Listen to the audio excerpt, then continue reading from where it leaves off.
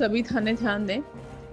किसी भी थाने के अंदर किसी पत्रकार द्वारा अगर वीडियोग्राफी की जाती है तो तत्काल मुकदमा लिखवाएं। ये ऑडियो जब वायरल हो रहा है तो चर्चा हो रही है मेरठ की डिप्टी एसपी सौम्या अस्थाना की, जहां पर सौम्या अस्थाना ये बात कहते हुए नजर आ रही हैं कि अगर थाने में कोई पत्रकार वीडियो बनवाता है तो उस पर मुकदमा दर्ज करवाया जाए।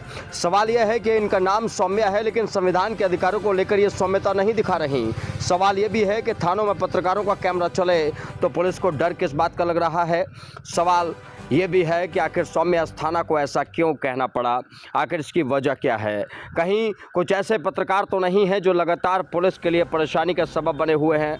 कहीं इसके पीछे ये वजह तो नहीं है कि कुछ काले कारनामे जो थानों में किए जा रहे हैं, थानों में जिन्हें अंजाम दिया जा रहा है, उन्हें छुपाने की कोशिश हो रही है, उन्हें दबाने की कोशिश हो रही है। और सवाल ये भी है कि मुकदमा दर्ज करने के बहाने पत्रकारों को डराने की कोशिश कर रही हैं क्या डिप्टी एसपी सौम्या अस्थाना को ये बात समझनी चाहिए कि संविधान के दायरे में रहकर ही उन्हें ये वर्दी प्राप्त हुई है और इसी संविधान के दायरे में आता है पत्रकारिता का, लोकतंत्र का चौथा स्तंभ।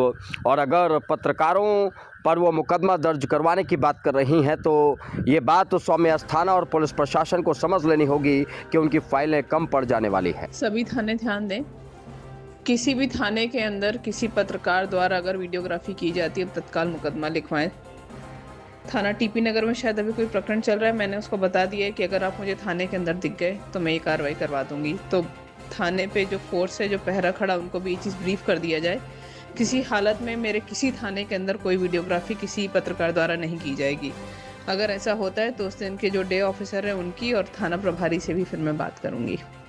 तो ये ऑडियो सुना आपने। सौम्या अस्थाना खुलेआम पत्रकारों को डराने की कोशिश कर रही हैं, खुलेआम पत्रकारिता के जो मूल्य हैं उनको तय करने की कोशिश कर रही हैं, जिनका अधिकार सौम्या अस्थाना को बिल्कुल भी नहीं है। थाने में वीडियो बनाना पत्रकार का अधिकार है। थाना क्योंकि सरकारी परिसर है, वहाँ पर जनता इंसाफ के लिए पहुँचती है। अगर वहीं पर पत्रकार वीडियो नहीं बनाएगा, पत्रकार खबर को कवर नहीं करेगा, पत्रकार अगर थानेदार से कोऑर्डिनेशन नहीं करेगा तो फिर ना तो जनता की आवाज़ सरकार तक पहुँच पाएगी, ना पुलिस के कारनामों का जो खुलासा है वो जनता के सामने हो पाएगा। ऐसे में सौम्या अस्थाना को ये समझना होगा कि उन्होंने कितना गंभीर बयान दिया है, किस तरीके से उन्होंने लोकतंत्र को चैलेंज किया है, संविधान को चैलेंज किया है और लोकतंत्र की आवाज़ को चैलेंज किया है। ऐसे में सौम्या अस्थाना को ये बात समझनी पड़ेगी कि पढ़ाई लिखाई करने से सिर्फ अगर आप कुर्सी पा लेते हैं तो आप खुदा नहीं हो जाते हैं, आप प्रधानमंत्री नहीं हो जाते हैं।